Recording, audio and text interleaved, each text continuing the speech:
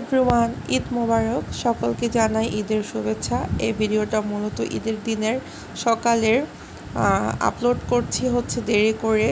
তো এবারে ঈদটা আমাদের একদমই ভালো যায়নি, কারণ ঈদের দিন রাতে, মানে চাঁদ রাতের দিন রাতে আর ঈদের দিন ভোরে আর কি বরাপুর শ্বশুর মারা গিয়েছে। তো যখন আমরা এই খবরটা পেলাম, তখন প্রায় 2টার মতো বাজে রাত।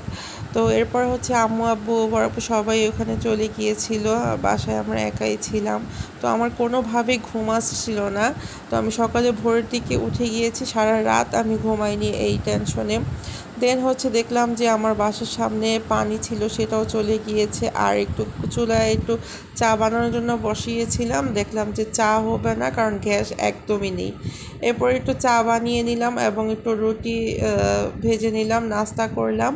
এরপর গরুটাকে দেখতে আসলাম, দেখলাম যে গরুটাকে গোসল টোসল করে রেডি করিয়েছে। আর এই যে 2টা বাচ্চা, এই বাচ্চা দুটো গরুটাকে অনেক আদর করছিল, কারণ গরুটা কান্না করছিল।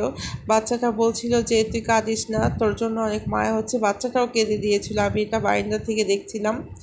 এরপরে গরু কাটার সময় আসলো। তো এবার আমাদের গরু কাটার জন্য খুবই কম লোক ছিল, কারণ আমার ভাই এবং আমার হাজব্যান্ড, তারা দুইজনেই বরাপুর শ্বশুরবাড়ি চলে গিয়েছিল আর কি আমার বড় বোনের হাজব্যান্ডের সাথে থাকার জন্য। তো দেখা যায় যে সারা রাত এবং সারাদিন তারা কিন্তু ওইখানেই ছিল। তো এত অল্প মানুষে আসলে গরুটাকে কভার করতে পারছিল না, গরু বারবার উঠে যাচ্ছিল তাদেরকে ফেলে দিয়েই। প্রায় আধা ঘন্টার মতো চেষ্টার পর তারা গরুটাকে জবে দিতে পেরেছে। তো অনেকগুলো ভিডিও আমি করেছিলাম, দেখা যায় এত বড় ভিডিও দিলে আপনারা বিরক্ত হয়ে যাবেন। তো আল্লাহর রহমতে গরুটা শেষমেশ জবাই দিল। আর এরপর যারা আর কি কোরবানি আর কি মাংস কাটবে, তাদের জন্য এখানে নুডলস রান্না করেছিলাম এবং এখান থেকে বেড়ে দিচ্ছিলাম। আর নুডলসটা আমি রান্না করেছি। আর এবারে ঈদটা সবার কেমন গিয়েছে অবশ্যই কিন্তু আমাকে কমেন্ট করে জানাবেন।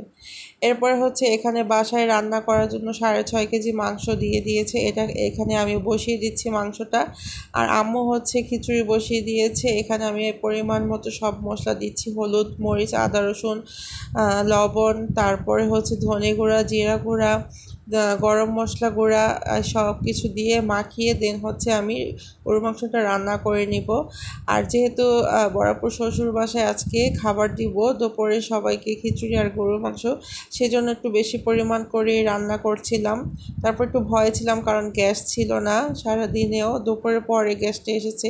আচ্ছা, এরকম কি কখনো হয় বলেন তো? ঈদের দিনেও গ্যাস থাকে না, আল্লাহ জানে কেন এবার এরকম হয়েছে। আমরা অনেক বেশি চিন্তায় পড়ে গিয়েছিলাম কিভাবে কি রান্না করব, কারণ ইলেকট্রিক চুলায় এবং সিলিন্ডারে কিন্তু এতগুলা রান্না হয় না। তারপর আলহামদুলিল্লাহ রান্নাগুলো আমরা করতে পেরেছিলাম, গ্যাস এসে পড়েছিল পরে আর কি দুপুরের পরে। আর সেময় তো আমি চাঁদ রাতের দিন রাতেই রান্না করেছি, সেই ভিডিওটাও আমি শেয়ার করেছি। তো ভিডিওর কোনো অংশ যদি ভালো লেগে থাকে অবশ্যই লাইক, কমেন্ট এবং শেয়ার করে দিবেন। আর যে আঙ্কেল মারা গিয়েছে, ওনার জন্য সবাই একটু দোয়া করবেন।